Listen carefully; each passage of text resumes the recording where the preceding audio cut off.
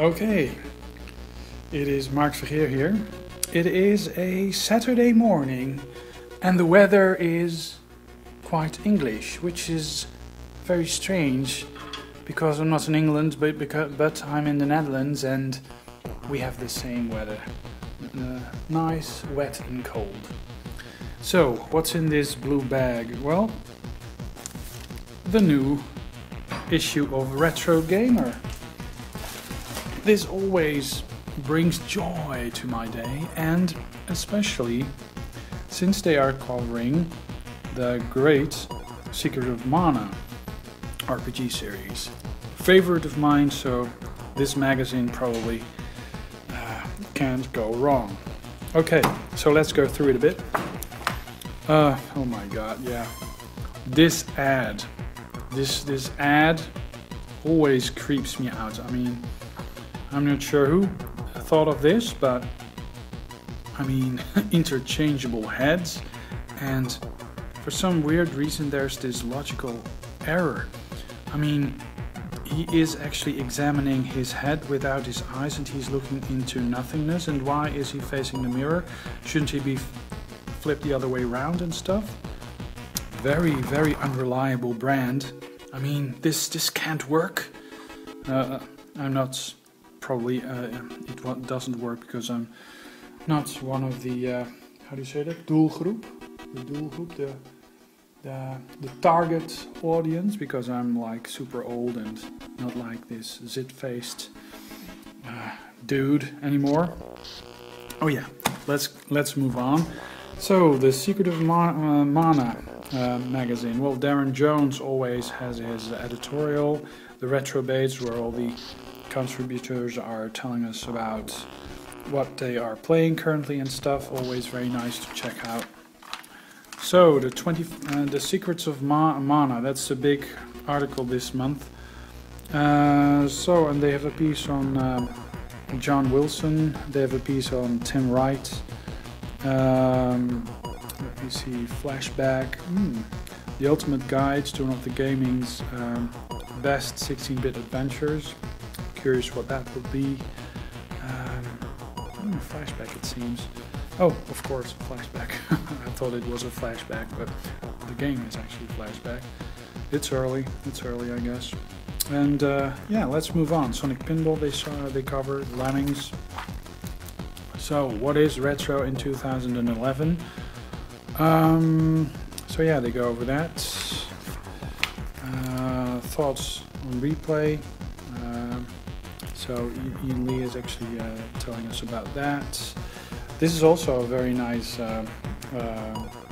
segment, the What If. I mean, they always feature one of these games. This time it's Need for Speed Hot Pursuit. And what if this actually came out on a retro machine? So they actually fake how it would look on the SNES this time. Perhaps stuff like this is actually a bit... I mean, the sprite scaling and stuff, I'm not sure if the SNES would be able to manage that, but oh well. And okay, Tomb Raider rebooted again. Wow. So they are actually bringing out yet another Tomb Raider game, I guess. And counting the days, Paul Davies has a great, interesting Sonic looking thingy. Neo Geo Station launches. Neo Geo Station in Japan and the US, an emulation service for the PS3 and PSP, specifically geared towards Neo Geo gaming. Oh, that's cool. Of course, sadly, it's Japan and the US only. Perhaps not, but yeah, you'll be able to play the Neo Geo classics on the PSP and the PlayStation 3. Alright. This is always fun. The Vault, they show you great stuff, great retro gaming stuff, gaming related stuff that you can buy online. So yeah, it's very nice. So this is a coat hanger, an arcade coat hanger and stuff. Yeah, books. Okay, the Retro Diary. That's also very nice. They have a whole timeline featuring various specific events back in the day. For example, January 1984, Sir Clive actually announces the launch of the QL, the Sinclair QL. So yeah. Well, the Retro Raider, that's also very nice. They put one of the older developers from back in the day. They have an interview, or they have an interview, or they have a sort of a piece on them. Okay, so back to the 80s, and this time they're covering February 1989. My last year in high school, preparing for the final exams, and the one thing that's also very interesting is also the music. So something's got a hold of my heart. Mark Almond featuring Gene Pitney. Man, I totally forgot about that song. I hope it doesn't stick in my head. Belfast Child, The Simple Minds. I actually bought that mini single. Love Changes Everything, Michael Ball. I don't think I remember that one. The Living Years, Mike and the Mechanics. Whoa, was Mike and the Mechanics still? Yeah, I guess they were. Love Train, Holly Johnson. And yeah, so okay, and then they have August 1993, often the 16-bit era, Tarzan, Lord of the Jungle, and this is also very nice. Retrogamers Readers Revival. They often feature a review made by one of the members of the Retrogamers net.net. So I mean, if you made a review on this website, you may actually end up in this magazine. And they also have a profile of the author. Matt Gander, for example, is the creator of this little review. And okay, The Secret of Mana, the main article. So it's actually, I'm looking forward to that. A lot of great pictures, love the artwork. So yeah, big article. Okay, Cheapest Chips, very nice segment. Also, they usually give you a game that is cheapest chips. For an older system. This time it's the ZX Spectrum Deflector game. Played this a lot, not on the Spectrum, I think it was the Atari ST. Not sure. I'm not sure, but it's on the Amstrad, it's on the ZX Spectrum, the C60, I think the C60, oh, the Amiga, I played it on the Amiga. So yeah, a game that has been out on multiple platforms. Sonic the Hedgehog Spinball. So great, and that's the making of, I guess. Yeah, also a very nice article. They actually go in depth into the making of a specific game, and this time it's Sonic Spinball. Very weird, but very satisfying pinball game. I mean, Total Recall. Oh wow, look at those points. Must be a Commodore 64 game, actually. Yeah, oh, the Amstrad CPC. Ocean Software 1989. Oh wow. From first glance I would have sworn it was a Commodore 64 game, but The Unconverted. Yeah, this is also a very nice segment, returning segment. This segment features arcade games that sadly have never been converted to home systems, and I say sadly, not always, because there's a segment best left in the arcade, and Guardians of the Hood probably is best not in the house, but in the arcade, and probably avoided in the arcades as well. Rave Racer, I mean, yeah. One of the Ridge Racer series. A shame that I never got to play this. I've heard about it, but sadly the arcades in the Netherlands, I haven't seen it, but I would love to be able to play it. Perhaps MAME would be able to display it. So yeah, they cover some other stuff. Oh, Virgin Games, the second part. They have a whole segment on the history of Virgin Games, which is very nice, interesting read. Looking forward to reading this part. They have they interview quite a few of the people that work there. Old shot. And so yeah, I mean it's a very nice series. And the Pit, making of the Pay, a second making of.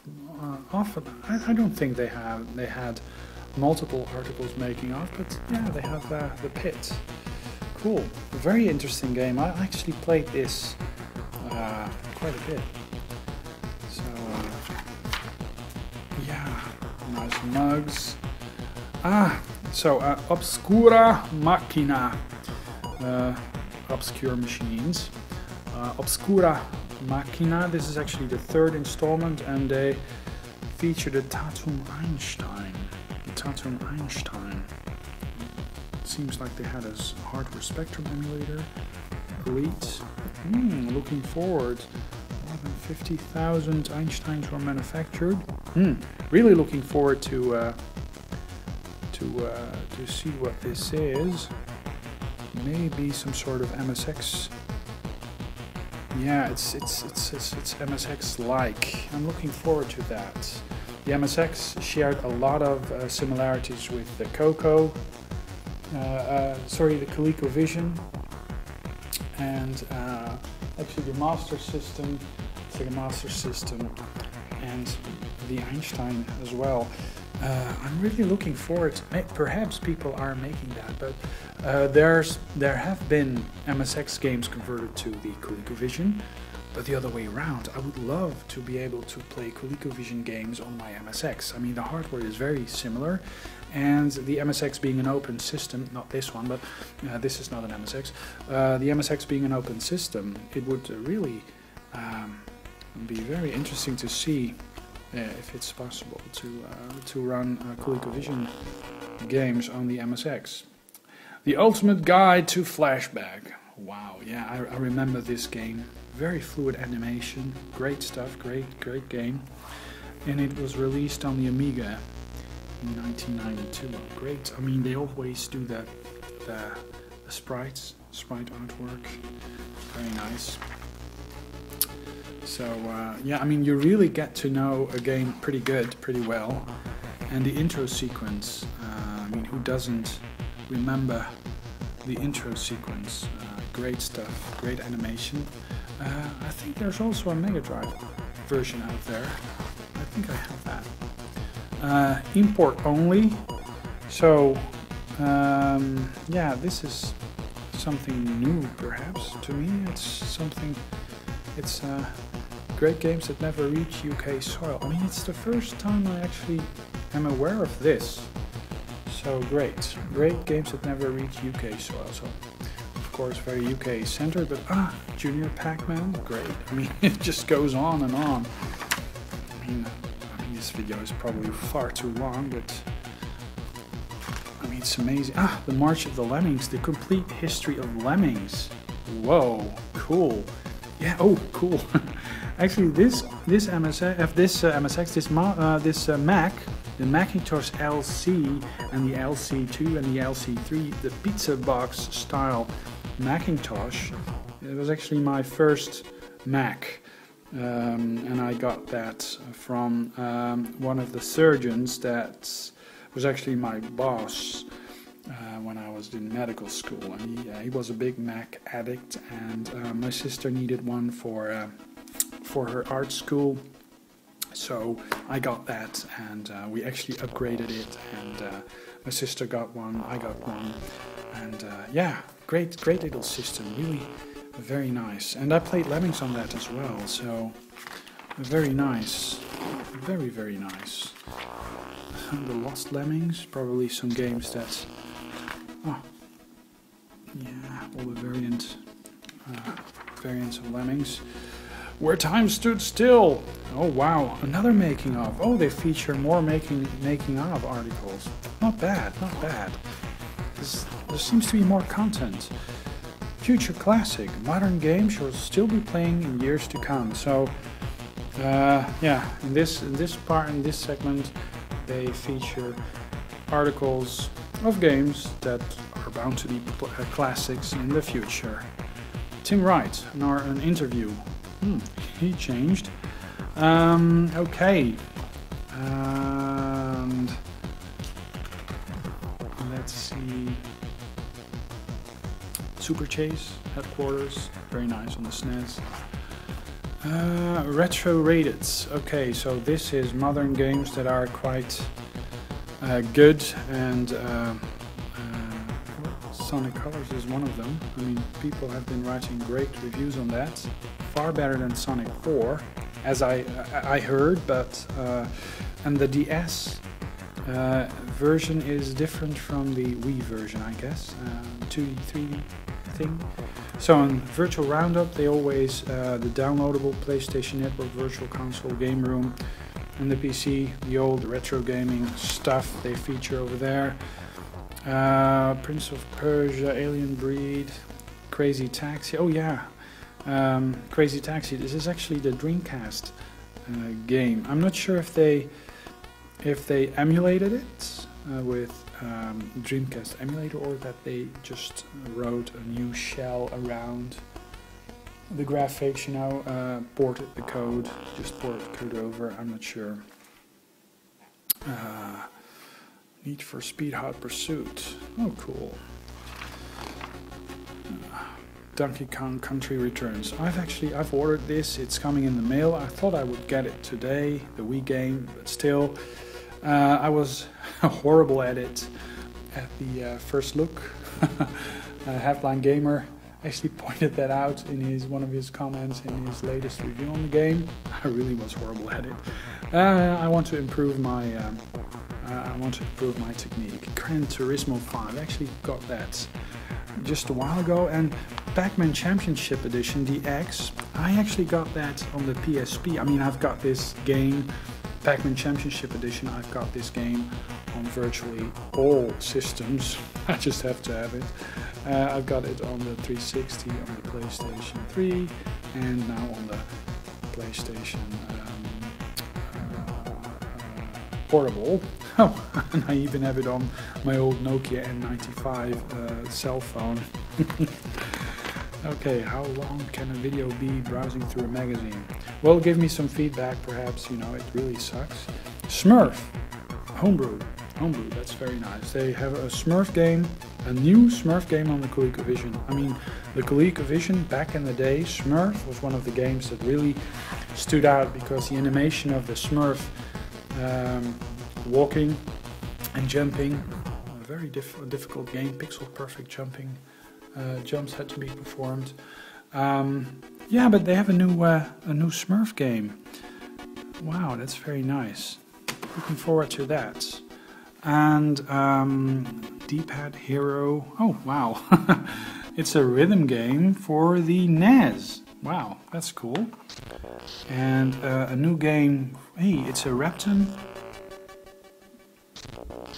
Visit of 3 Repton Lost Rounds. Oh, a new Repton game on the BBC Micro. Well, Retrogamer VX, please show us some footage of that. It's supposed to be freeware, I guess. Wow. Okay. And some homebrew games on the PC, or, well, you just have to buy the magazine. And this time they feature John Mines. He's a rock fan. He's actually developing stuff on the Commodore 64. So that's very nice. Mailbag. Reader's mail from the forums. Let me see if there's any YouTubers that we know. No known YouTubers that I am aware of. Old versus new, currently playing, next month. Ooh, this is going to be interesting. Is this Streets of Rage? Seems that way. Oh, Druid, cool. Alrighty. So, okay, this is Mark going through this magazine for 20 minutes on end. I'm not sure if this video is entertaining. Perhaps it is, perhaps it isn't. Leave your comments down below. Mark signing off, and I'll be back with another video soon.